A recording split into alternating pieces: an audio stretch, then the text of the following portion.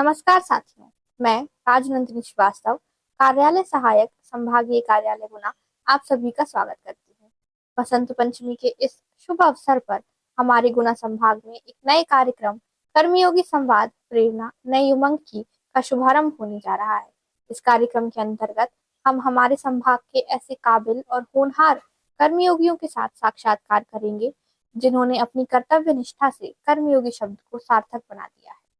इन काबिल कर्मयोगियों के कारण ही आज हमारे गुना संभाग का प्रदर्शन उत्कृष्ट है। इन्होंने इस बदलते समय में भी डाक विभाग की विभिन्न योजनाओं को जन जन तक पहुंचाने में एक महत्वपूर्ण योगदान दिया है। इस कार्यक्रम के माध्यम से हमारा संभाग ऐसे कर्मयोगियों के इस योगदान को सम्मानित करना चाहता है एवं उन्हें शुभकामनाएं देना चाहता है। साथ ही यह कामना भी है कि इन लोगों से प्रेरित होकर गुना संभाग के हर एक कर्मयोगी को एक नव ऊर्जा, एक नव उमंग एवं एक नव प्रेरणा मिलेगी।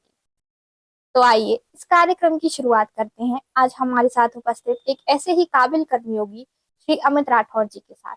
श्री अमित राठौर जी सहायक शाखा डाकपाल पगारा के रूप में कार्यरत हैं।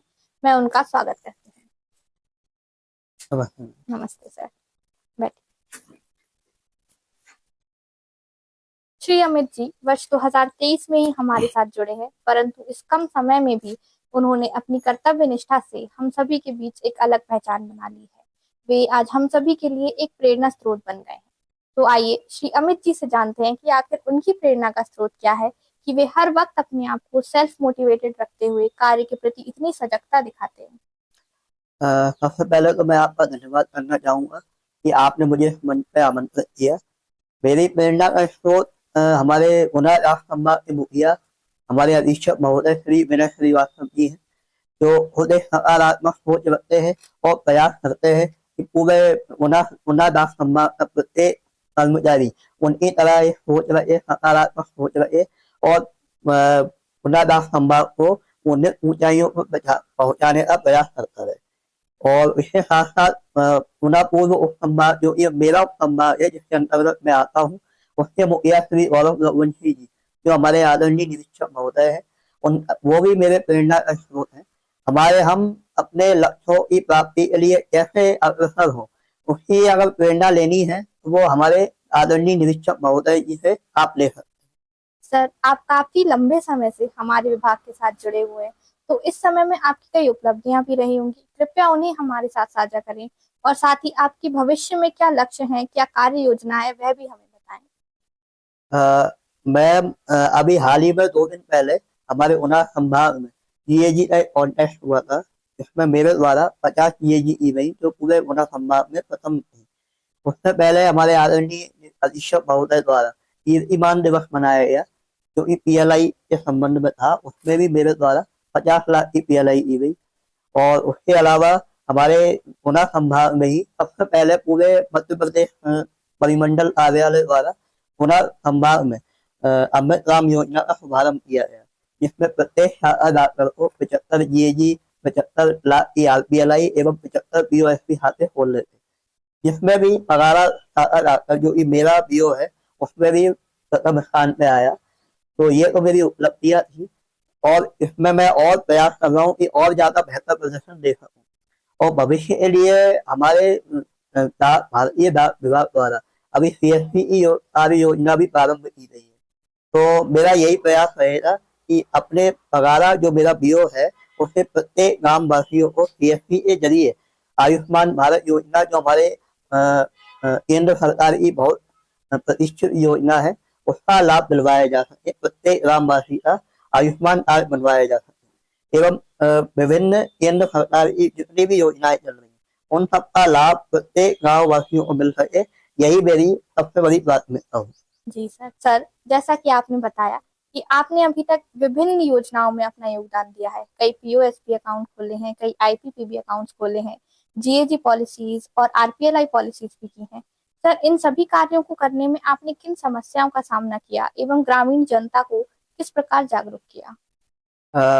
मैम, जब मैं अप्रैल 2023 में गुना राष्ट्र संभाग में पगारा बीओ में एज एबीपीएम ज्वाइन हुआ तो मैंने देखा, जब मैं पहले दिन अपने बीओ गया तो मैंने देखा कि मेरे जो गांव वाले हैं, गांव ग्रामवासी हैं, उनका भारतीय डाक विभाग के प्रति जागरूकता बिल्कुल नहीं थी और हमारी योजनाओं की जानकारी भी ना के बराबर थी और विश्वास बहुत कम था। उनको ये लगता था कि विभाग की तरफ से हमारी सुनवाई नहीं होगी या समस्याओं का निराकरण नहीं होगा। तो सबसे पहले मैंने यही किया कि जब भी मैं डाक बांटने जाता था तो मेरे पास प्रत्येक दिवस में 10 से 15 आर्टिकल रहते थे बांटने के लिए। तो जिन 15 आर्टिकलों को मैं बांटता था, मैं उनसे उनसे नमस्ते करता था, उनके परिवार के बारे में जानकारी लेता था, उनसे हालचाल लेता था, जिससे मेरा उनसे बेहतर संवाद स्थापित हो सका। उनका भी मेरे प्रति विश्वास हुआ कि हाँ, इस डाक विभाग की तरफ से एक प्रतिनिधि आया है जो हमसे रोज संवाद करता है, हमारी समस्याएं सुनता है। उसके बाद में मैंने उनकी जितनी भी समस्याएं हैं उनको दूर करने का पूरा प्रयास किया और मैं नियमित भी जाता हूँ, 4 घंटे बैठता हूँ वहाँ बांटता हूँ। तो रोज हमारा संवाद होता है, रोज वो आते हैं, कभी खाता खुलवाने के लिए, कभी पॉलिसी करवाने के लिए या कभी कोई भी समस्या लेके। तो मेरा यही प्रयास रहता है कि मैं वहीं वहीं पे उनका त्वरित समाधान दे सकूं और उनको संतुष्ट कर सकूं। जी सर, पिछले वर्षों में डाक विभाग में कई परिवर्तन आए हैं। आप जमीनी स्तर पर काम करते हैं तो आपने जाना होगा कि लोगों के मन में जो डाक विभाग की छवि है वे किस प्रकार से परिवर्तित हुई है। आप भी जानती हैं, मैं भी जानता हूँ कि पिछले जो वर्ष है जिसमें डाक विभाग की जो छवि थी वो ऐसी थी कि वहाँ हमारी कोई सुनवाई नहीं होती, वहाँ हमारा खाता टाइम पे नहीं खुलता है। तो बहुत सारी ऐसी समस्याएं थी। तो उन समस्याओं को ही मैंने सबसे पहले सुना। तो सबसे पहले मैंने उनसे जाना तो उन्होंने बताया कि हमने खाता खुलवाया तो हमारी पासबुक नहीं मिली, हमको ये समस्या आई। तो मैंने आईपीपीबी के जरिए सबसे पहले उनका 1 मिनट के अंदर खाता खोल दिया। उनको अगर दुर्घटना बीमा करवाना तो 2 मिनट के अंदर उनका दुर्घटना बीमा कर दिया। अगर उनको सुकन्या खाता खुलवाना है, सेविंग खाता खुलवाना है या कोई भी बचत योजना हमारे डाक विभाग की चल रही है उसका लाभ लेना है, उसका भी मैंने खाता तुरंत खोल के उनको दिया। तो उनको ये जब तुरंत उनको सुविधाओं का लाभ दिया गया मेरे द्वारा तो उनको भी थोड़ा विश्वास लगा, उनको भी थोड़ी जागरूकता हुई और जानकारी हुई कि डाक विभाग की तरफ से कोई प्रतिनिधि आया है जो हमारी समस्या सुन रहा है और हमारे जो भी खाते हैं उनका पूरा कार्य कर रहा है या समाधान दे रहा है। तो बदलाव तो बहुत आया है। जो पहले कार्य करने में जिसको 7-7 दिन लग जाते थे वही कार्य आज 1 दिन में उनको होके मिल रहा है। तो जी सर। इस बात की मुझे भी खुशी है और मेरे गांव वालों को भी खुशी है कि हमारा हम सरकार द्वारा समाधान दिया जा रहा है। सर, जैसा आपने बताया आप एबीपीएम का कार्य भी करते हैं, साथ ही विभिन्न योजनाओं को जनता तक पहुंचाते हैं और अलग अलग लक्ष्यों की प्राप्ति के लिए भी मेहनत करते हैं। सर, इन सभी में आप अपने समय को किस प्रकार मैनेज करते हैं एवं इसके लिए आपकी क्या स्ट्रेटजी रहती है। मेरा कार्य सुबह 9 बजे से शुरू हो जाता है। मैंने एक डायरी बना रखी है जिसमें मैं नोट डाउन करता हूँ कि आज मुझे क्या क्या कार्य करने हैं। मैं जब डाक बांटने जाता हूँ तभी मैं अपने जो मेरे ग्राहक हैं उनसे संपर्क करता हूँ। उनसे उनके जरिए मुझे ये जानकारी मिल जाती है कि इस व्यक्ति को सुकन्या खाता खुलवाना है या इस व्यक्ति को जीएजी करवाना है या इस व्यक्ति को पीएलआई लेना है। तो वह तुरंत ही उनका ये काम करके तुरंत ही उनकी पीएलआई कर देता हूँ। जो भी उनका जरूरत रहती है वो पूरी कर देता हूँ। उसके अलावा फिर मैं अपने आईपीबीपी खाते भी खोलता हूँ कस्टमर के और पीओएसपी खाते भी खोलता हूँ, डाक भी बांटता हूँ।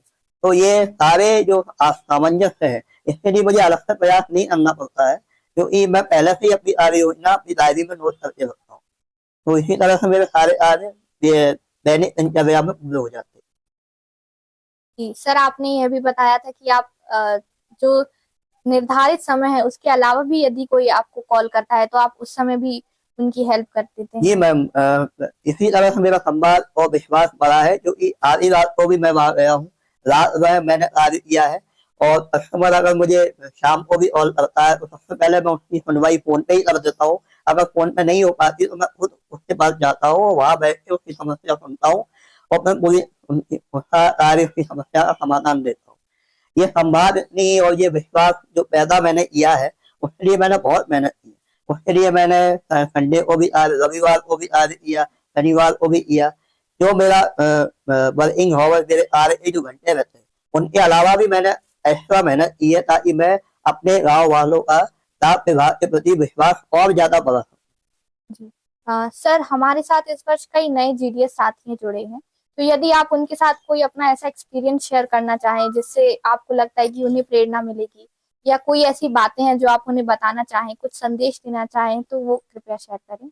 सबसे पहले तो मैं चयनित सभी गिरिय साथियों को बधाई देता हूँ और उनका हमारे भारतीय डाक विभाग में स्वागत करता हूँ और उम्मीद करता हूँ कि वो भी हमारे आदरणीय शिक्षक महोदय की प्रेरणा से नए नए आयाम को छुए। मैं अपनी तरफ से 3 बातें उनको शेयर करना चाहूंगा जो अगर वो अपने जीवन में उतार लेंगे तो वो भी एक आदर्श गिरियक के रूप में अपने आप को स्थापित कर लेंगे। पहली बात है कि आपको अपने विभाग के प्रति पूर्ण रूप से समर्पित होना है। आपको विभाग की संपूर्ण योजनाओं की जानकारी होनी चाहिए। हमारा विभाग क्या क्या सेवाएं दे रहा है, क्या क्या योजनाएं दे रहा है, उन सब की पूरी जानकारी होनी चाहिए। और दूसरी बात, इन सब जानकारी होने के अलावा आपको नियमित अपने बीओ में जाना है, वहाँ बैठना है, वहाँ एक गाँव वासियों को ये हमेशा ये जानकारी होना चाहिए कि भाई इतने समय से लेके इतने समय तक हम डाक विभाग का प्रतिनिधि हमारे पास मौजूद रहेगा, ताकि उनकी समस्याओं का निराकरण वहाँ हो सके, उनसे आपका संवाद स्थापित हो सके और डाक विभाग के प्रति विश्वास स्थापित हो सके। जितना ज्यादा आपका और आपके गांव वालों का संवाद होगा उतना वो आपकी सुविधाओं के बारे में जान सकेंगे। इसलिए आप चाहे तो ग्राम पंचायत पे जा सकते हैं, प्राथमिक स्वास्थ्य केंद्रों में जा सकते हैं, या स्कूलों में जो प्राचार्य है, प्रधानाचार्य होते हैं, उनसे मिल सकते हैं। राशन की दुकानें होती है, यहाँ पे राशन मिलता है, वहां जा सकते हैं। आपको सबसे पहले उनको यही बताना है, आपको उनको यहाँ अपने बीओ जाना पड़ेगा, वहां जाके उनको यही बताना है कि आपकी सेवा, आपकी सुनवाई करने के लिए डाक विभाग की तरफ से कोई आ गया है और उनको ये विश्वास दिलाना है कि मैं आपकी सारी समस्याओं का निराकरण कर सकता हूँ। और तीसरी सबसे महत्वपूर्ण ये है बात मैं बताना चाहूंगा कि आपके अंदर आत्मविश्वास होना चाहिए। आपके अंदर ये भावना होनी चाहिए कि मुझे जो डाक विभाग की सारी योजनाओं की जानकारी है और मैं कैसे उनको अपने गांव वालों को बता सकूं। इसके लिए मैं आपको बताऊं कि मैंने क्या प्रयास किए। मैंने सबसे पहले जब अपनी डाक विभाग की योजनाओं की जानकारी फिल्टर से की, सब कुछ पूरी जानकारी जुटाई, उसके बाद मैं खुद के कैमरे से वीडियो रिकॉर्ड करता था। वो वीडियो में रिकॉर्ड करके अपने आप को या अपने मित्रों को सुनाता था कि आप भैया आप बताइए कि मैंने जो रिकॉर्ड किया है या जो जानकारी मैंने उसमें दी है वो सही दे रहा हूँ, वो सही से रिकॉर्ड हुई है या सबको समझ में आ रही है। तो ऐसा मैंने कम से कम 15 से 20 दिन किया। इसके बाद मेरे अंदर आत्मविश्वास जागृत हुआ। तब मैं उन्हीं योजनाओं को लेके संवाद स्थापित किया, अपने गाँव वालों के बीच में गया।